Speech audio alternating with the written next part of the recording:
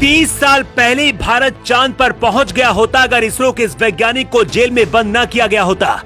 चंद्रयान 3 के लैंड होते ही दुनिया को याद आई भारत को उस वैज्ञानिक की कहानी जिसे नासा ने किया था ऑफर। भारत का वो गद्दार वैज्ञानिक जिसकी कहानी सुनकर रोया पूरा हिंदुस्तान, चंद्रयान 3 पर की थी सबसे बड़ी भविष्यवाणी। हिंदुस्तान ने वो इतिहास रच दिया है जो आज तक दुनिया का कोई भी देश नहीं कर पाया। हिंदुस्तान चांद के उस कोने पर पहुंच गया जहां सिर्फ अंधेरा है और वहां आज तक कोई भी देश दुनिया का नहीं पहुंचा। इस सपने के पूरा होते ही हर हिंदुस्तानी इसरो के उस वैज्ञानिक को गूगल पर सर्च कर रहा है जिसने चांद पर पहुंचने का फॉर्मूला 30 साल पहले ही खोज लिया था।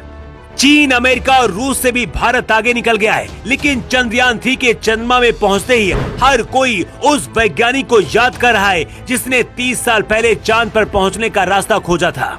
आज जिस तरह से चंद्रयान 3 की खबर सुनकर पूरी दुनिया भारत की तरफ हाथ जोड़कर खड़ी हो गई है, वैसे ही अपने ही देश के कुछ दुश्मनों ने जाल में फंसाकर इसरो के वैज्ञानिक नब्बी नारायण को पाकिस्तानी जासूस साबित कर दिया था। पिछले साल ही एक फिल्म रॉकेटरी आई थी। ये फिल्म उसी वैज्ञानिक पर आधारित है जिसकी कहानी आज हर कोई गूगल में सर्च कर रहा है। नब्बी नारायण का जन्म 12 दिसंबर 1941 को एक तमिल फैमिली में हुआ। भारत का रॉकेट बनाना या फिर चंद्रमा तक पहुंचना भारत के लिए किसी सपने जैसा उस दौरान था। 1969 में नब्बी नारायण ने नासा की फेलोशिप जीतकर पढ़ाई करने के लिए अमेरिका गए थे। यहीं पर रॉकेट बनाने की तकनीकी नब्बी नारायण ने सीखी थी। वैज्ञानिक नब्बी नारायण को अमेरिका के स्पेस एजेंसी नासा ने भी काम करने के लिए ऑफर किया था, लेकिन उन्होंने फैसला किया कि वो सिर्फ अपने देश के लिए काम करेंगे। ठीक उसी तरह से जैसे अब्दुल कलाम ने भी अमेरिका के ऑफर को ठुकरा दिया था। भारत में लिक्विड फ्यूल रॉकेट टेक्नोलॉजी लाने वाले नब्बी नारायण पहले वैज्ञानिक हैं। नब्बी नारायण ने अपने कैरियर में विक्रम साराभाई, सतीश धवन और एपीजे अब्दुल कलाम के साथ भी काम किया है। ये तस्वीर तो आपको याद ही होगी जब भारत का चंद्रयान 2 फेल हो गया था और उस दौरान पीएम मोदी खुद इसरो में मौजूद थे। इसरो के वैज्ञानिक को रोता देखकर मोदी ने गले लगा लिया था, लेकिन 30 साल पहले इसी इसरो में कुछ ऐसा हुआ था जिसे याद कर हर हिंदुस्तानी का सिर शर्म से झुक जाता है। 1994 की बात है। नब्बी नारायण भारतीय अंतरिक्ष प्रोग्राम पर कुछ बहुत बड़ा करने वाले थे जो भारत की तस्वीर दुनिया में बदलने वाला था।